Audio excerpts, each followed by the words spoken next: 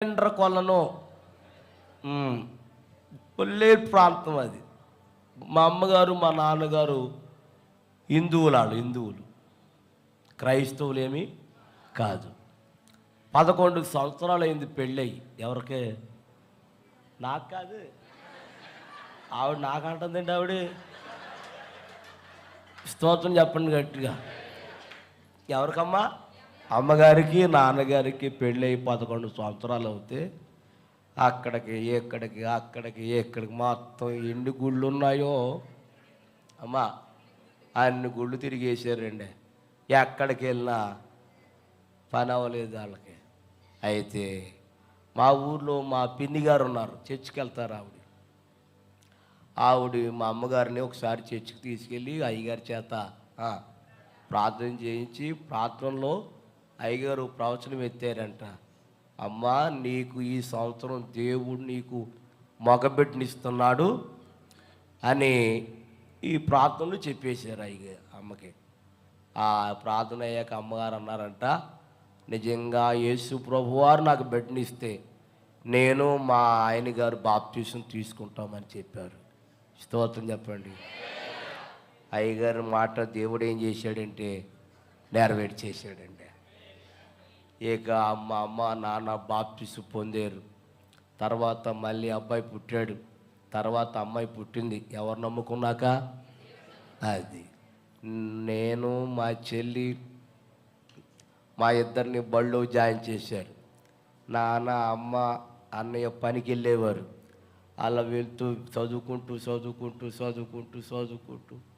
ఏమండి సినిమాలోకి వెళ్ళిపోయాను. అమ్మా, ఎక్కడికి వెళ్ళిపోయాను?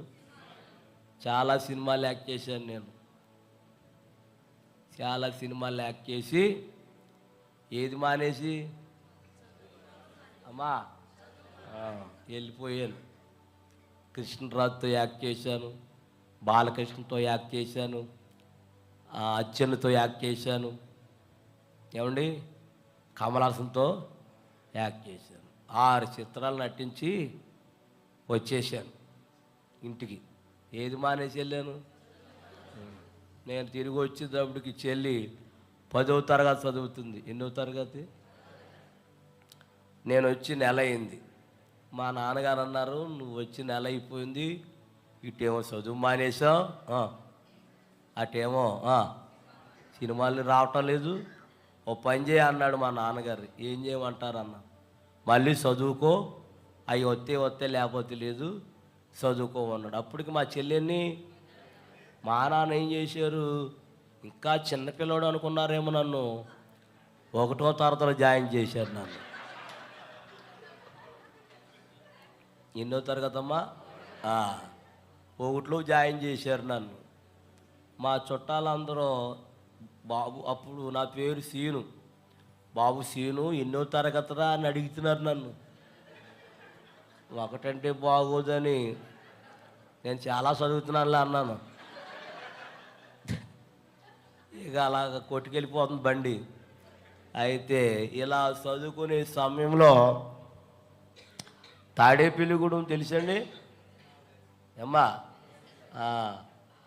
అక్కడ ఒకప్పుడు మద్దాల రామారావు ఉండేవాడు. మద్దాల ఏం చేస్తాడు చెప్తారు ఎవరన్నా? అది అబ్బా, ఎవరన్నా బాగా చెప్పాడు. నిజంగా ఆయన ఈడు చూపులు చూసాడేమో, వేసావు దెబ్బ. స్తోత్రం చెప్పండి గట్టిగా. మద్దాల రామారావు అని ఒక ఆయన ఉండేవారు అక్కడ. ఆయన గొప్ప డ్రామాటర్ అండి ఆయన. అయితే సినిమా తీయాలనుకున్నాడంటండి ఆయన. ఏ సినిమా? కొత్త బాలనాగమ్మ. ఎవరో అన్నారంట, ఒక ఆయన ఉన్నాడండి, మొన్నే వచ్చాడు, ఆయన ఉంటే మన సినిమా హట్ అయిపోద్ది అన్నాడంట. సర్లే అని చెప్పిన ఆయన రామారావు గారు మా నిండ్రకొల్లు కారుకి వచ్చేసారు. వాళ్ళు వచ్చేటప్పుడు ఇంటికాడ మా అమ్మగారు ఉన్నారంట. ఎవరున్నారమ్మా? మా అమ్మగారు ఉంటే మా అమ్మగారిని అడిగారంట, ఏరండి మీ అబ్బాయి గారు ఏడారండి అన్నారంట. మా అబ్బాయి ఇప్పుడే బడికి వెళ్ళాడు అన్నారంట. అందులో ఒక ఆయన అన్నాడంట, ఇప్పుడు బడికి వెళ్తాం ఏంటండి ఆయన, చాలా పెద్దోడు కదా ఆయన అంటే, అప్పుడు మా అమ్మగారు అన్నారంట, మా ఆయనగారు జాయిన్ చేశారండి అందంట. మరి ఎప్పుడు వస్తాడు మీ అబ్బాయి అంటే, మధ్యాహ్నం భోజనానికి వస్తారండి, అప్పుడు దాకా మా అబ్బాయి బడి నుంచి. సర్లే మేము వచ్చేదాకా ఉంటామమ్మా, అక్కడ కూర్చుంటాములని అక్కడ కుర్చీలు వేసారంట, కూర్చున్నారు. ఈలోగా కొంత టయానికి నేను వచ్చాను. వచ్చి కాళ్ళు చేతులు కడుక్కొని భోజనాన్ని కూర్చున్నాను. అమ్మగారు భోజనం పెట్టారు. అన్నారు ఆవిడే, అది అక్కడ కూర్చున్నారు చూసావా, షూటింగ్కి వచ్చారు, వెళ్తావు బాబు అంది. వెళ్తాను అన్నాను. ఇక బ్యాగులో బట్టలు ఇట్టేశారు, వెళ్ళిపోతున్నాం. కారు ఎక్కిచ్చేసుకున్నారు. వారు నేర్పాలి కదా, ఏమన్నా నేర్పాలి వద్దా? ఏంటి యాక్షన్ నేర్పాలి, మాటలు నేర్పాలి, ఏమీ లేవు. కారు ఎక్కించుకుని విశాఖపట్నం అవతల అరకలోయ, ఎవరైనా వెళ్ళారమ్మా అరకలోయ? ఏమండే వెళ్తే తెలుస్తుంది ఆ వాతావరణం, వెళ్ళినోటి తెలుస్తుందిలే. అక్కడ నేను దిగాను. ఏమండే ఏమి చెప్పలేదంటే నాకు అన్నాను. ఆయన అంటే నీకేమి ఉండదు, నీకేమి ఉండదు అన్నాడు. అప్పుడు నేనన్ను ఏమి లేకపోతే నేను కిందకి వెళ్ళిపోతాను అన్నాను. కంగారు పడకాయ చెప్తా ఉన్నాను. సినిమా పేరేంటి? కొత్త బాల. మరి నా పాత్ర ఏంటి, మీ పాత్ర ఏంటి అన్నాను. రామారావు గారేమో మాయిలు పకీరంట. ఏం పకీరు? మరి నేనేం పకీరుని అన్నాను. నువ్వేం పకీరు కాదు, నువ్వు పిల్లదయ్యాను అన్నాడు నన్ను. ఏదేమంట? మరి ఏం చేయాలన్నాను. నువ్వేమి చేయక్కర్లేదు, నేను ఓం రీం అంటాను, అప్పుడు నువ్వు పొగేతలు ఉండాలన్నాడు.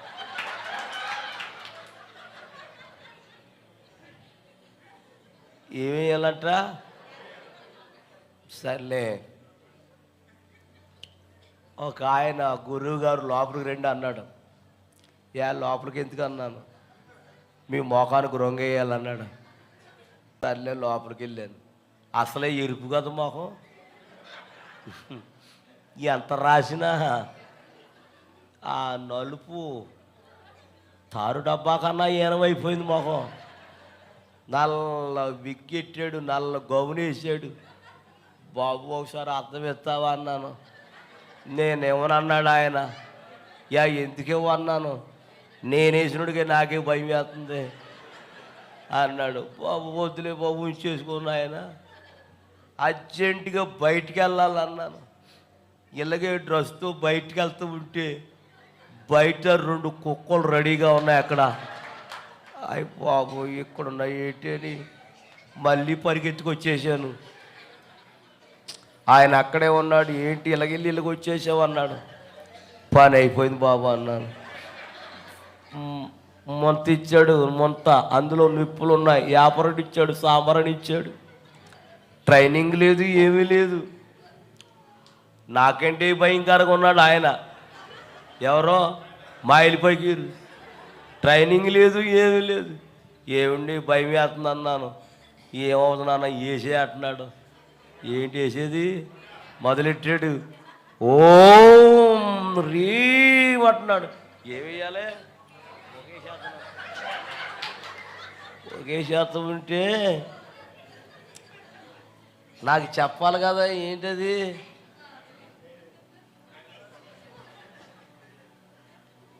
నీవు పొగేత ఉండగా నీ వెనకాల బాంబు పెడతాము అని చెప్పాలి. ఎప్పుడు చెప్పాలి అమ్మా? ముందు చెప్పాలి. ఆడు చెప్పా పెట్టకుండా ఎప్పుడు వచ్చేసాడు. ఇంతలా ఉందంట ప్లాస్టిక్ బాంబు. అది తీసుకొచ్చి ఇందులో పెట్టాడు. ముందు చెప్తే భయపడపోను. బాబు నువ్వు పొగేత ఉండగా నీ వెనకాల ఎడతాం ఇది అని ముందు చెప్పాలి. చెప్పా పెట్టకుండా ఎప్పుడు వచ్చేసాడు. దౌడు పేలిపోయింది అప్పటికి.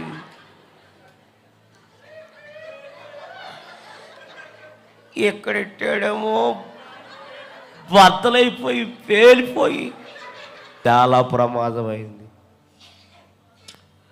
వాళ్ళ మీద పడ్డాను అనుకోండి, ఈరోజు నేను ఇక్కడికి చెప్పండి అమ్మా, చెప్పండి, నిజంగా రోజు నేను వాళ్ళ మీద పడితే ఈరోజు నేను యేసయ్య దగ్గరికి వచ్చేవాడిని కానండి. వారికి తెలియదు, షూటింగ్ తీసిన వాళ్ళకి తెలియదు, ఎవరికి తెలియదు, ఆ పక్కన ఓస ఉందండి. ఆ ఓస యువతల నుండి యువతలకు వచ్చేసిందండి. ఎన్నుపోసి ఇరిగిపోయిందండి అమ్మా, ఎన్నుపోసి ఇరిగిపోయింది. వెంటనే వ్యానం మీద తీసుకెళ్ళిపోయారు, బొక్కపారలంగా పొడుగు పెట్టి కేజీహెచ్ హాస్పిటల్, వైజాగ్ ఉందల government hospital, KGH hospital join చేశారు. ఆపరేషన్ థియేటర్లో తీసుకెళ్లారు. నాకు మత్తు పెట్టారు, మత్తు ఇండియన్ చేశారు. ఆ మత్తు ఇండియన్ చేసిన తర్వాత ఓస బయటికి లాగారు. ఎక్స్రే తీస్తే ఎక్స్రేలో ఎన్నుపోసి ఇరిగిపోయింది. కాళ్ళు చేతులు పనిచేస్తలేదు. 3 నెలలు అలాగే బొక్కపోరలంగా పొడుగోపెట్టే వైద్యం చేస్తున్నారు. పోటు తగ్గి ఇండాషన్ చేసేవారు. ఇండాషన్ పవర్ ఉన్నంతకాలం ఆ పోటు తగ్గేది, పవర్ అయిపోతే మళ్ళీ పోటు వచ్చేసేది. అలాగ 3 నెలలు మంచం మీదేనండి. డాక్టర్ గారు అన్నారంట, నడుము ఇరిగిపోయిందమ్మా, కాబట్టి అతడు బ్రతుకున్నంత కాలం మంచం మీదే ఉంటారు అని చెప్పారు. నడవలేడు, కూర్చోలేడు అని చెప్పేశారు. 3 నెలలు మంచం మీద ఉన్నాను. అయితే నాన్నగారికి అమ్మగారికి బాప్తిసం ఇచ్చిన పాస్టర్ గారు వచ్చారు వైజాగ్. అంటే వేరే పని మీద వచ్చారు. ఎలాగో వచ్చాం కాదురా, మన విశ్వాసుల అబ్బాయి యాక్సిడెంట్ అయింది కదా, ప్రార్థన చేసి వెళదామని హాస్పిటల్కి వచ్చారు. గవర్నమెంట్ హాస్పిటల్, కేజీహెచ్ హాస్పిటల్ కాడికి వచ్చి, అప్పుడు నా పేరు అప్పుడు శ్రీను. శ్రీను ఎలా ఉందరా అన్నారు. అయ్యగారండి పోటు వచ్చేస్తుందండి, తట్టుకెళ్ళిపోతుందా అని చెప్పాను. అయ్యగారు అన్నారు, ఈ రాత్రి దేవుడు నిన్ను స్వస్థపరుస్తాడు, భయపడకు. ఆయన చెయ్యేసి ప్రార్థన చేశారు. ఆ ప్రార్థనలో ఓ ప్రవచనం ఎత్తారు ఆయన. నా కుమారుడా, ఈ రాత్రి నేను 2:30 గంటలకి నేను నిన్ను స్వస్థపరచబోతున్నాను, ఇదే యెహోవా వాక్కు. స్తోత్రం. ఆ రాత్రి ప్రార్థన చేసి వెళ్ళిపోయారు. దైవజనుడు ఏదైతే ప్రవచనం చెప్పారో కరెక్ట్గా రాత్రి 2:30 గంటలకి ఎవరో నా మీద చేసినట్టుగా అనిపించింది. ఎవరైనా? యేసయ్య. స్తోత్రం చెప్పండి. మత్తుగా నిద్రపోయానండి. అప్పుడు దాకా పోటే ఉన్నవాడిని ఎప్పుడైతే యేసయ్య హస్తం నా మీద పడ్డాదో చాలా నిద్రపోయానండి. ఉదయాన్నే లేచానండి. నేనే మంచం దిగి టాయిలెట్కి వెళ్తే వస్తున్నాను. అమ్మ నాన్న లేపి, అమ్మ చెమ్ముడు మంచిలు వేయండి అమ్మ అని చెమ్ముడు మంచిలు దించకుండా తాగేశాను. అప్పుడు చెప్పాను అమ్మకి, అమ్మ ఎలా జరిగిందంటే వాళ్ళిద్దరు ప్రార్థన చేశారు. మళ్ళీ మొహం కొడుకున్నాను, టిఫిన్ పెట్టారు. డాక్టర్ గారు వచ్చారు 10 గంటలకు. రూమ్కి వచ్చారు. నా రూమ్కి వచ్చేటప్పటికి నేను లేచి కుర్చీలో కూర్చున్నాను. ఆయన ఆశ్చర్యపోయాడు. ఆయన ఎవరో డాక్టర్ గారు, ఇదేంటిది, చాలామంది నడుమురిపోయి అలాగే ఉండి వెళ్ళిపోయారు, కానీ ఇలాగ లేచి కూర్చుంటాం మీ అబ్బాయినే చూస్తున్నాను, ఇది చాలా అద్భుతం. ఇది ఏం జరిగింది మీ అబ్బాయికి అని అడిగితే, ఏం జరిగిందంటే అండి, మా యేసయ్య మా దేవుడు నా కుమారుని స్వస్థపరిచాడండి. అప్పుడు డాక్టర్ గారు అన్నారు, మీరు నమ్మిన దేవుడు గొప్ప దేవుడండి, మీ నమ్మిన దేవుడు గొప్ప దేవుడు అని మళ్ళీ ఆపరేషన్ థియేటర్లో తీసుకెళ్ళి మళ్ళీ ఎక్స్రే తీస్తే ఎక్స్రేలో ఏం కనపడ్డని తెలుసా? ఇరిగిపోయిన ఎన్నిపోస అతుకుపోయిందంటండి. స్తోత్రం చెప్పండి కండి. హల్లెలూయా. మందులు రాసి పంపించేశారు. శనివారం రాత్రి ఇంటికి వచ్చేసాం. తెల్లారితే ఆదివారం. అమ్మ నాన్న అన్నారు, దేవుని స్వస్థపరిచాడు కాబట్టి చెల్లి నువ్వు ఎక్కడికి వెళ్ళాలి చెప్పండి అమ్మ, మందిరానికి వెళ్ళిపోమన్నారు. మందిరానికి వెళ్ళాం. అలాగే 3 సంవత్సరాలు వెళ్ళాం. పాస్టర్ గారు బాప్తీసం తీసుకోమన్నారు మమ్మల్ని. అందరూ తీసుకుంటామన్నాం, మేము కూడా తీసుకుంటానన్నాం. అందరూ బాప్తీసానికి వెళ్తూ ఉంటే మధ్యలో మా చెల్లి బాప్తీసం తీసుకోకుండా వెనక్కి వెళ్ళిపోయింది. మేమందరం తీసేసుకున్నాం. పాస్టర్ గారు అడిగారు, మీ చెల్లి ఎదురా అన్నారు. ఇంటికి వెళ్ళిపోయింది అన్నాను. యా అన్నారు. ఏమోనండి తెలియదు అన్నాను. సర్లే నా బండి ఎక్కువ మీ ఇంటికి తీసుకెళ్తాను, మీ చెల్లి గారిని అడుగుతానని చెప్పారు. ఇంటికి వచ్చాం. చెల్లిని పిలిచారు. ఏమ్మా అక్కడ దాకా వచ్చాం, మరలా వెనక్కి వచ్చేసేవి ఏంటంటే, అయ్యగారు అండి నన్ను క్షమించండి అయ్యగారు, ఈ సంవత్సరం నేను తీసుకోను.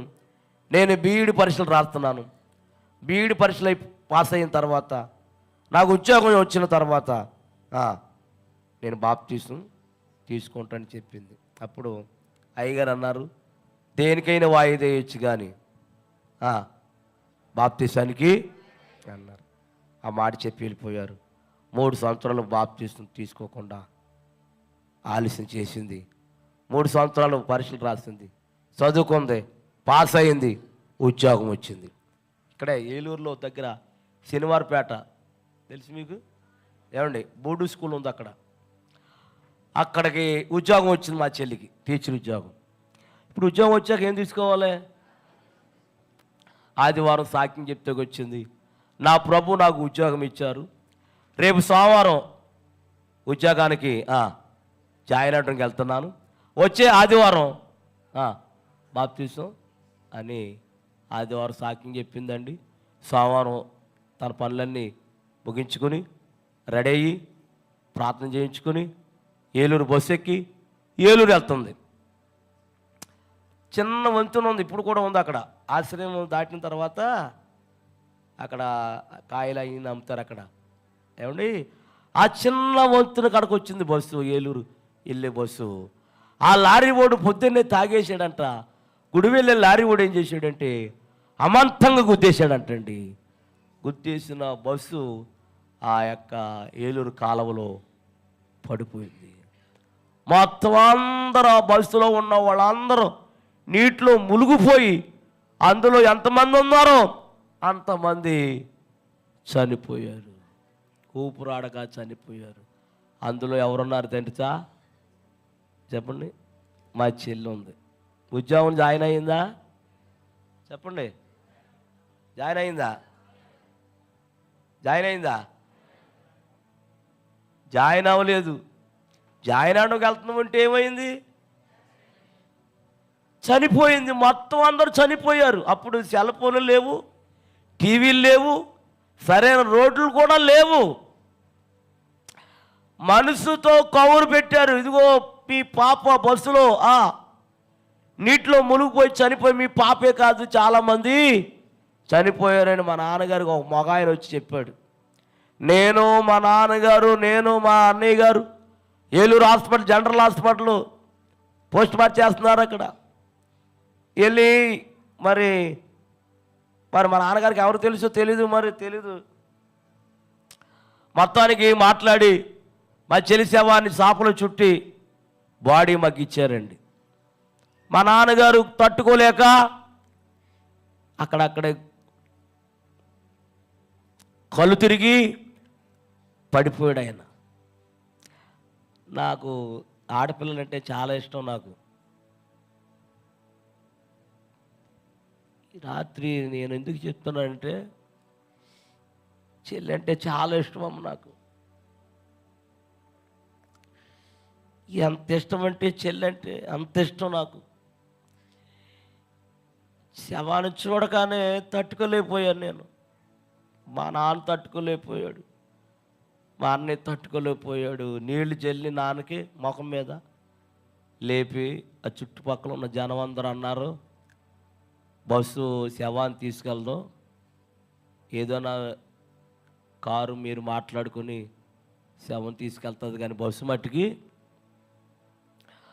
కారు మాట్లాడుకుని శవాన్ని కారులో ఎక్కించుకొని శవాన్ని ఇంటికి తీసుకెళ్తున్నాం. ఇంటికి వెళ్ళే లోపల ఇంటికాడ మా అమ్మగారు చనిపోయి ఉన్నారండి. జనం అందరూ చుట్టూ కమ్మేశారు. ఏంటి జనమని కారులో దిగి మేము తప్పించుకుని లోపలికి వెళ్తే లోపల మా అమ్మ చనిపోయిందండి. ప్లేట్ నిండా అన్నం కూర అలాగే ఉండిపోయింది.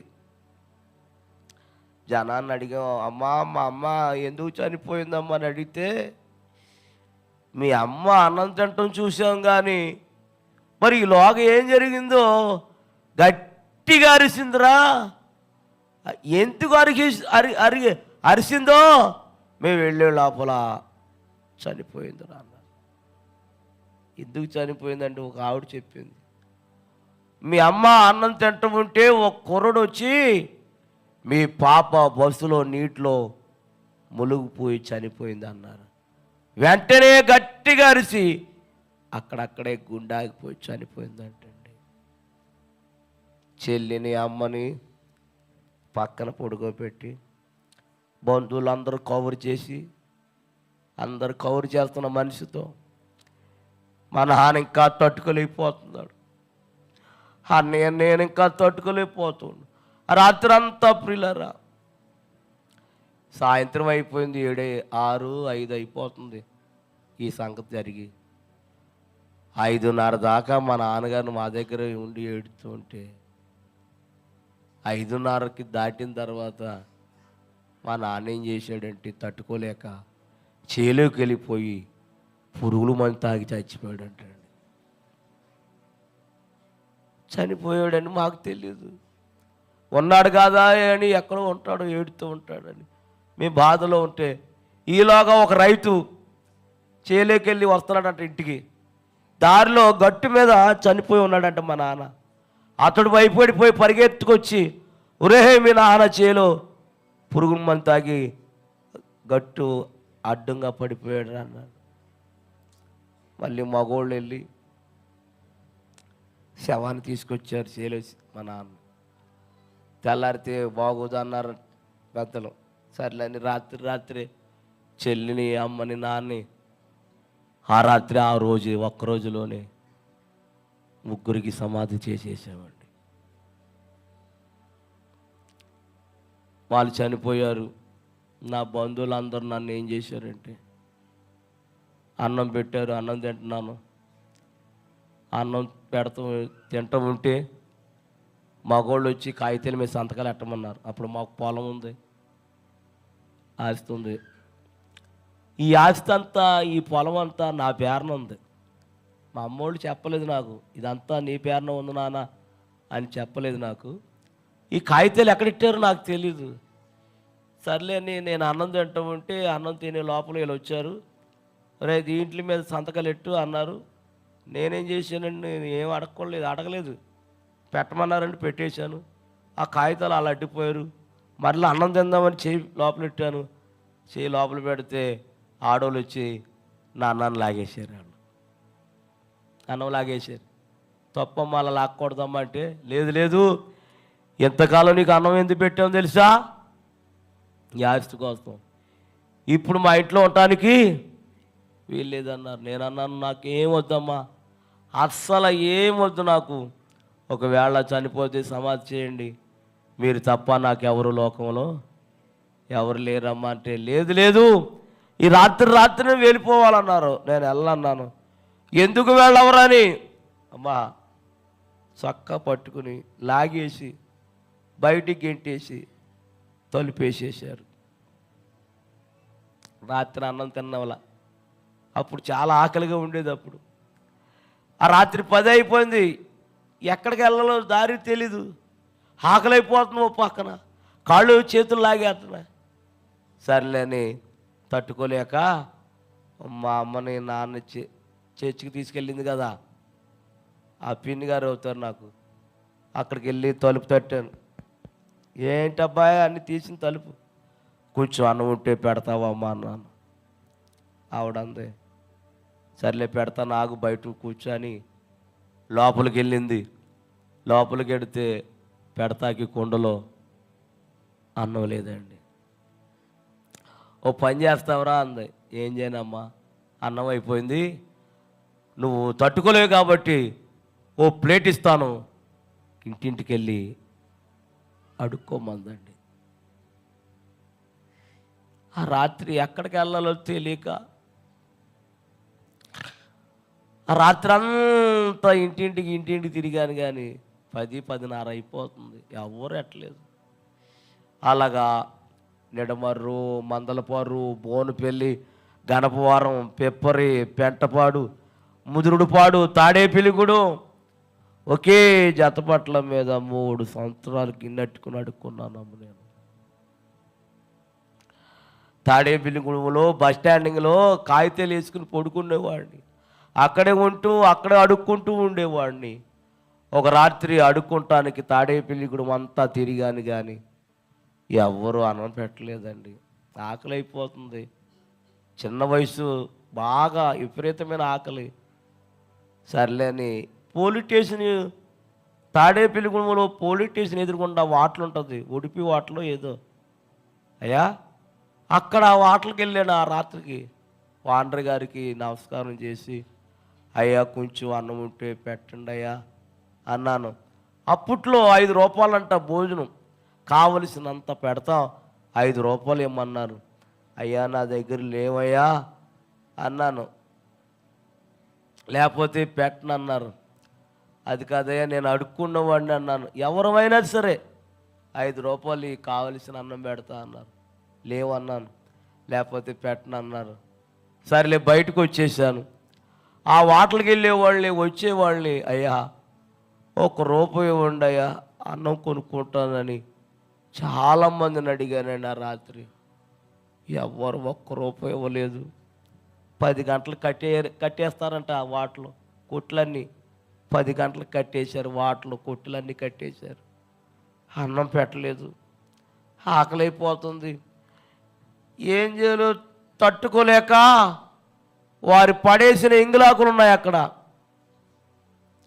ఆ ఎంగులాకులు ఏరుకుని మెతుకులు ఏరుకుని తిన్నాను. కానీ ఎన్ని ఇతరాకులు ఏరుకున్న మెతుకులు తిన్నా కడుపు నిండలేదమ్మ.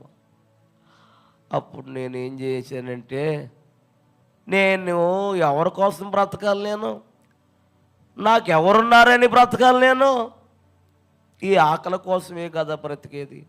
చచ్చిపోతే ఈ ఆకలి ఉండదని అక్కడికి నడిచి వెళ్ళిపోయిన వంతిని కాడికి నడిచి వెళ్ళిపోయి వంతిని పైకి ఎక్కేసి కాలలో దూకి చచ్చిపోదామని పైకి ఎక్కానండి. ఒక 5 నిమిషాలు అంటే చచ్చిపోతాను నేను. అదే టైంలో యోబు గారని పాస్టర్ గారు ఎక్కడికో వెళ్ళి మీటింగ్కి వెళ్ళి వస్తున్నారు. ఆయన వస్తుంటే వంతునెక్కింది, కారు వంతునెక్కుతుంది. ఆ కారులో ఎందుకో చూడాలని బయటకు చూశారంటండి. బయట చూస్తే నేను కనపడ్డానంట వంతుని పైన. రే డ్రైవర్ కారు ఆపురా, ఆ కుర్రోడు ఎవరో పైకి ఎక్కేసాడు, కాలలో దూకేస్తాడు ఏంటి అని ఆగరా అని కారు ఆపి నేను ఇలా పడిపోతూ ఉంటే వెనకాలే శబ్దం చేయకుండా వెనకాల వచ్చి అలా అమాంతంగా పట్టుకుని కిందకు దింపి రాని కారులోకి తీసుకెళ్ళి కారులో కూర్చోపెట్టి, ఎవరబ్బాయి నువ్వు అన్నారు. పలానా అబ్బాయినండి, పలానా ఊరండి మాది. చెల్లి అమ్మ నాన్న ఒక్కరోజులో చనిపోయారండి. నా బంధువులందరూ నన్ను ఇంట్లోంచి గెంటేశారండి. 3 సంవత్సరాలు అడుక్కుంటున్నానండి. ఈ రాత్రి ఎవరు అన్నం పెట్టలేక తట్టుకోలేక చనిపోదామని పైకి ఎక్కానండి అన్నాను. అప్పుడు సేవకులు అన్నారు, నీకెవరున్నా ఎవరు లేకపోయినా నీకేసై ఉన్నాడు, రా అని తీసుకెళ్ళి నన్ను పెంచి బైబిల్ ట్రైనింగ్ ఇచ్చి ఒక సేవకుడుగా నన్ను తయారు చేశాడు అమ్మాయిన.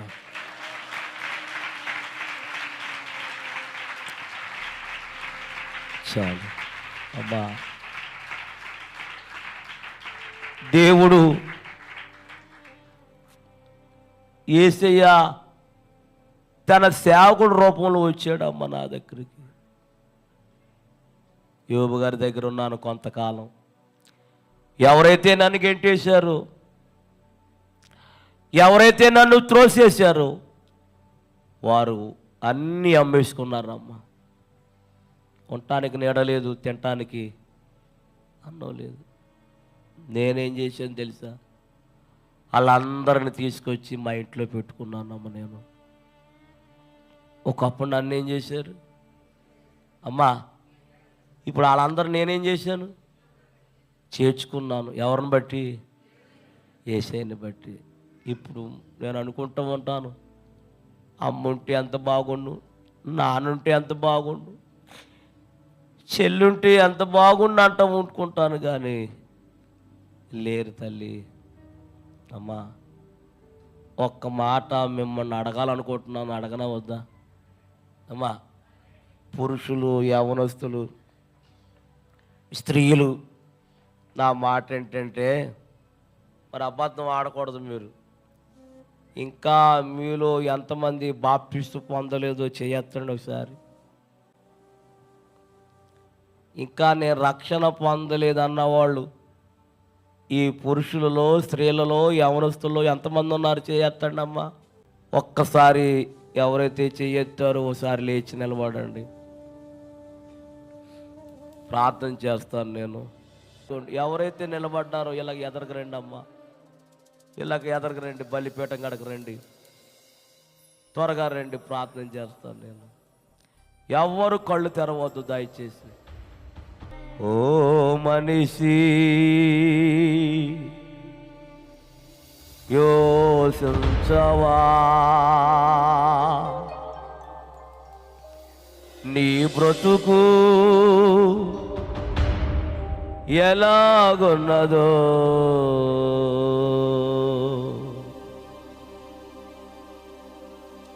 ఓ మనిషి, యోచించవా నీ బ్రతుకు ఎలాగున్నదో. ధనము చూచి దగా పడకుమా, బలము చూచి భంగ పడకుమా. ధనము చూచి దగా పడకుమా, బలము చూచి భంగ పడకుమా. ఆ రోజు శ్రమ నుండి తప్పించి నాదుడు లేడు. ఆ రోజు శ్రమ నుండి తప్పించి నాదుడు లేడు. అదే అదే ఆ రోజు యేసయ్య ఉగ్రత రోజు. 7 ఏళ్ల శ్రమల రోజు, పాపులంతా ఏడ్చి రోజు. అదే అదే ఆ రోజు తల్లి జాడ పిల్లకు లేక, పిల్ల జాడ తల్లికి రాగా. అయ్యో యేసయ్యా, అమ్మా, తల్లి జాడ పిల్లకు లేక, పిల్ల జాడ తల్లికి రాగా. చెట్టుకొకరై పుట్టకొక్కరై అనాథులై అరిచే రోజు. చెట్టుకొకరై పుట్టకొక్కరై అనాథులై అరిచే రోజు. ఆ రోజు శ్రమ నుండి తప్పించి నాదుడు లేడు. ఆ రోజు శ్రమ నుండి తప్పించే నాదుడు లేడు. అదే అదే ఆ రోజు యేసయ్య ఉగ్రత రోజు. 7 ఏళ్ల శ్రమల రోజు, పాపులంతా ఏడ్చి రోజు. అదే అదే ఆ రోజు.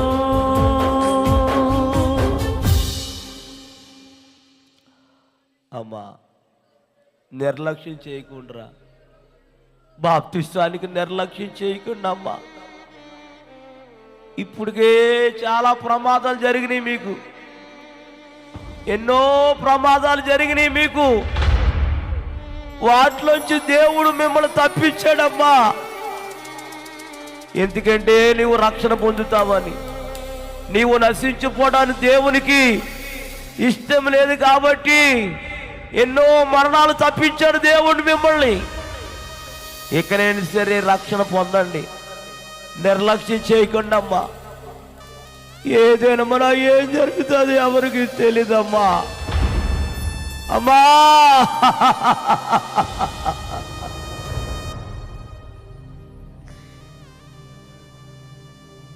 ప్రార్థన చేసుకోండి. ప్రేమాస్వరూపుడైన మా ప్రియ పరలోక తండ్రి, నీ పరిశుద్ధ పాదాలకు వందనాలు నాయన. ఈ రాత్రి ఈ స్థలానికి నన్ను తీసుకొచ్చా. ఎప్పుడు ఈ స్థలానికి రాలేదు నేను. ఈ స్థలంలో నిలబడి నన్ను మీరు వాడుకున్నారు. వాక్యం ద్వారా వాడుకున్నారు, సాక్ష్యం ద్వారా వాడుకున్నారు నాయన. వాక్యం విన్నారు, సాక్ష్యం విన్నారు. నీ బిడ్డలు కొంతమంది ఆకర్షించబడి బాప్టిజం తీసుకుంటానికి ముందుకు వచ్చారు నాయన. ఎవరైతే వచ్చారో నీకు తెలుసు, నువ్వు చూస్తున్నావు నాయన. బాప్తిస్తానికి తీసుకుంటున్న బిడ్డలందరినీ ఈ రాత్రి మీరు మాట్లాడండి, బలపరచండి నాయన. ఇంకా లేట్ చేయొద్దు నాయన, ఆలస్యం చేయకూడదు నాయన. ఆలస్యం చేస్తే ప్రమాదాలు జరుగుతున్నాయి నాయన. కాబట్టి రాత్రి నాయన ఆలస్యం చేయకుండా వెంటనే వారి రక్షణ పొందడానికి సిద్ధపరచండి. యేసు నామములో అడుగుతున్నాం తండ్రి, ఆమేన్. ఆమేన్. దేవుడు మిమ్మల్ని, మీ కుటుంబాలను దేవుడు మిమ్మల్ని దీవించి ఆశీర్వదించును గాక. అందరికీ వందనాలండి. నా కొరకు, మా కుటుంబం కొరకు మీరు అందరూ ప్రార్థన చేయండి. చేస్తారమ్మా? ఎప్పుడు చేస్తారు? ఓ పని చేయండి, రోజు చేస్తే చేయండి, కానీ ఇంటికి వెళ్ళగానే అమ్మా నా కొరకు, పాప, బాబు, మా పాస్టమ్మ గారు, మా నలుగురు కోసం మీరు ఏం చేయాలి? ఇంటికి వెళ్ళగానే చేయండి. చేస్తారమ్మా? చేస్తానన్నప్పుడు చేయొచ్చండి, ఫుల్గా ఎత్తండి అమ్మా. నిజంగానా? ఎక్కడికి వెళ్ళగానే దేవుడు మిమ్మల్ని దీవించును గాక. అయ్యగారికి వందనాలు, నన్ను ఆహ్వానించారు, చాలా వందనాలు.